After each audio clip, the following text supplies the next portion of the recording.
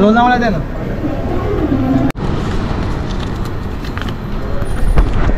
तर मित्रांनो, आपण डोंबिवलीतून प्रवास सुरू केला, कर्जतला आलो, कारण ट्रेन जी आहे डेक्कन एक्सप्रेस ती लेट होती आणि आम्ही कर्जतला येऊन आता पुढची ट्रेन पकडली, जी मिळाली ती पकडली आणि ही लोणावळ्याला थांबणार आहेत बोलले. आणि ज्याच्यामध्ये आता अल्पेश आणि योगेश वगैरे सगळे येत आहेत, त्याच्यामध्ये खूप गर्दी आहे.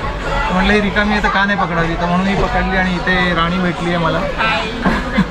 बऱ्याच वर्षांनी, आय थिंक 2017 मध्ये मिळते ना, त्याच्यानंतर आज भेट झाली आहे. तर तिथं काय आता कैलास पर्वत करून आली आहे म्हटल्यावरती काय आहे तिच्यात, म्हटलं चरण स्पर्श करून घेतले तेवढाच आशीर्वाद. आणि आता बघूया आपल्याला किती वेळ लागतोय. खूप लेट झालं आहे कारण सगळा काहीतरी टेक्निकल फॉल्ट होता तिकडे, त्याच्यामुळे उशीर झाला आहे. बघूया आता पुढचा प्रवास कसा होतो.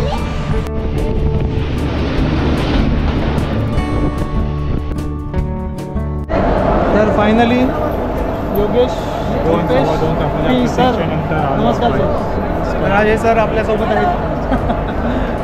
तर लेट झाला, आम्ही पहिली गाडी पकडून आलो होतो, 1 तासभर इथे थांबलो आहे आणि आता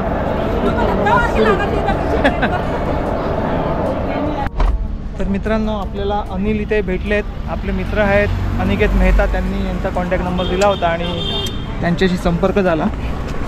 तर आता आपण जरा आधी नाश्ता करूया आणि मग पुढे निघूया.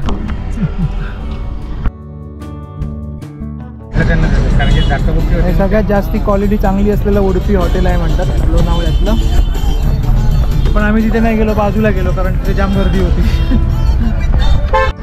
तर मित्रांनो आपल्याला लोणावळ्यातली एक नवीन गोष्ट कळली की फ्रेंड्सची चिक्की सगळ्यात चांगली आहे.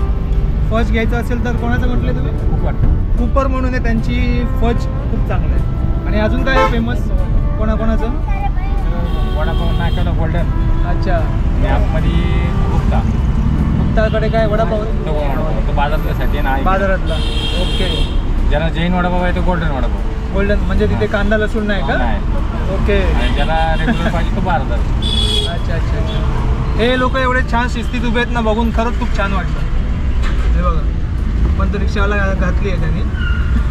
रिक्षावाले ते करतात, उघड करतात. काय बोलणार आता, बाकी सगळी लोक लाईनीत उभी आहेत.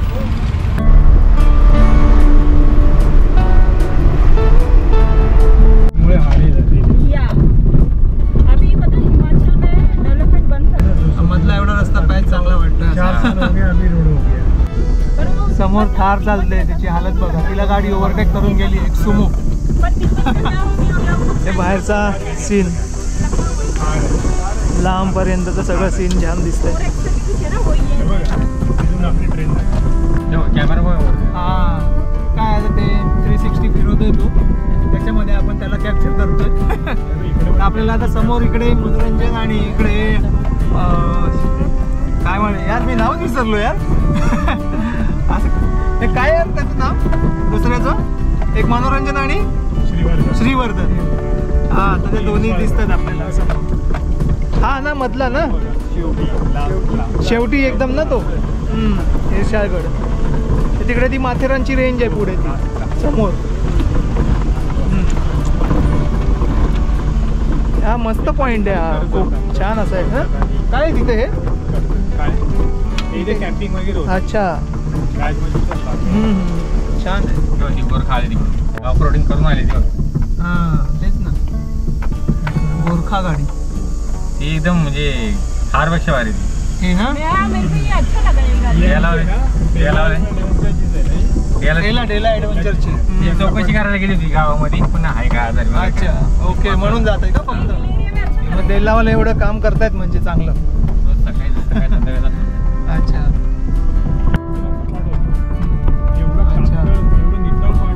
या साईडला खाली कातळधार धबधबा आहे. आपल्याला या किल्ल्यावर जायचंय. आहे ना, अडवलेलं दिसतंय असं थोडं. चांगलं आहे पाणी. हो, पिण्यायोग्यच दिसतंय. क्या नाही आहे, पिण्यायोग्य ही आहे. हा ठीक आहे. काय हा टर्न आहे. हा बघा टर्न. तर आता आपल्याला खाली राजमाचीकडे जायचं आहे, ह्या साईडला. तिकडे उदयवाडी आहे. उदयवाडी आपण गाव पुढे बलवंत डॅम आहे. तिथून असं डोंगर सोडून आहे. तर आपण जरा वाटेमध्ये थांबलो आणि आपल्याला ह्या ठिकाणी इथे अशी विरगळ दिसते. म्हणजे ती मारुतीप्रमाणे पूर्ण हे केलेली आहे, शेंदूर फासला तिला, पण ती आहे विरगळच. तर आपण इकडनं पुन्हा एकदा बाहेर येऊया. ही आपली गाडी आणि पुढे आता जरा मारुती मंदिरात जाऊया, दर्शन घेऊया. या ठिकाणी असा हा बोर्ड लावलेला आहे, गणपती मारुती मंदिर गावचे श्रद्धास्थान. तर आपण जाऊन दर्शन करूया. तर ह्याच मंदिरापासून गावाची वेस सुरू होते, राजमाची किल्ल्याची, उदयवाडीची. तर हे असं सुंदर असं मंदिर आहे या ठिकाणी, मारुती आणि गणपती बाप्पा. आता त्या ठिकाणी आपण नारळ वाढवला आणि पुढे निघतोय आता. चला तर मग पूरा ते बन जाता समझो। दोबारा नेपाल जाएगी तो मुझे बता दो। हाँ अभी मैंने सोचा मम्मी को लेके जाएगी तो डबल नेपाली दिखेंगे दोनों। उनके साथ एक फ्री हो जाएगा। किल्ल्याची तटबंदी पूर्ण दिसते आपल्याला. वरून दिसणार नाही कोणी. वरून दिसणार नाही. तर आता अजून छान पद्धतीने इथून किल्ला दिसायला सुरुवात झाली आहे. तर मित्रांनो आम्ही आता उदयवाडीमध्ये आलो आहोत आणि जरा एक ठिकाणी बॅग वगैरे ठेवायचा विचार चाललाय. त्याच्यानंतर आपण ट्रेक सुरू करणार आहोत. तर आधी बघूया कसा प्लॅन होतोय. तर मित्रांनो आता आपण उदयसागर या तलावाजवळ आलो आहोत. पाहू शकता हा या ठिकाणी बोर्ड आणि ह्या ठिकाणी असा तलाव. हा बालेकिल्ला श्रीवर्धन. हा श्रीवर्धन आहे बालेकिल्ला. त्याच्या बाजूला मनोरंजन, चांगलंच मनोरंजन करेल आपलं. तिकडनं अशी आपण आलो, अशी पूर्ण गाडी अशी फिरून आली आपली. आणि आता इकडनं आपण बोधनेश्वर मंदिर या ठिकाणी जाणार आहोत. खूप कमी लोकांना माहिती असतं, पण मागे रीलवरती व्हायरल झालं त्याच्यामुळे लोकांना माहिती पडलं की इथे असं मंदिर पण आहे. तर जाऊया आपण मंदिराकडे. त्या ठिकाणी आता तुम्ही समोर पाहू शकता आणि बऱ्यापैकी गर्दी आलेली आहे.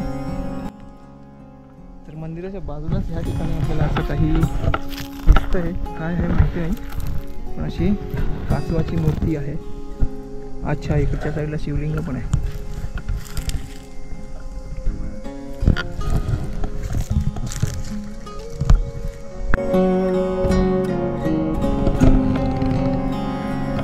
अशा पद्धतीने आपण ह्या तलावाच्या समोर पाहू शकतो हे मंदिर.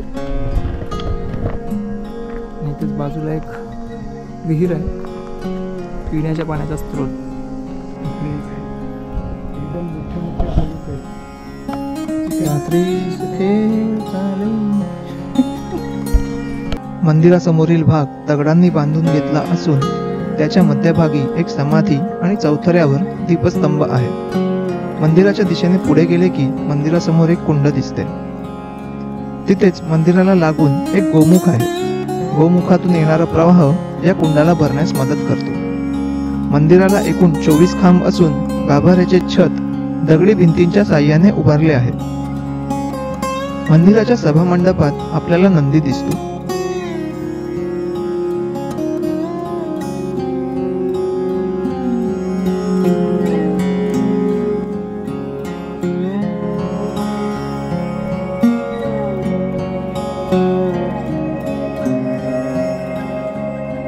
गाभाऱ्याच्या दरवाजाच्या शेजारी डावीकडे गणपती बाप्पा विराजमान असून बाप्पाची एक जीर्ण झालेली मूर्ती देखील दृष्टीस पडते.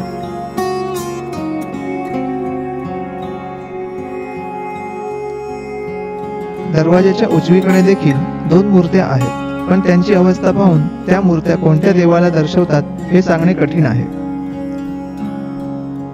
गाभाऱ्यात प्रवेश करताना दरवाजावर बाप्पाची कोरीव प्रतिमा दिसते.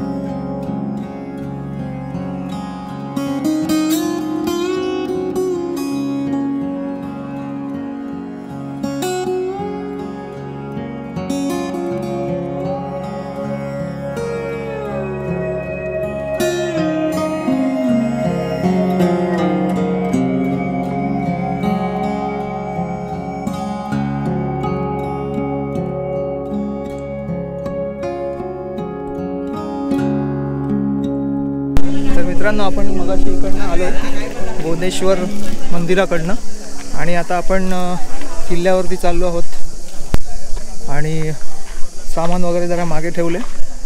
तर आता छोटासा किल्ला आहे, बघूया किती वेळात पोहोचतो.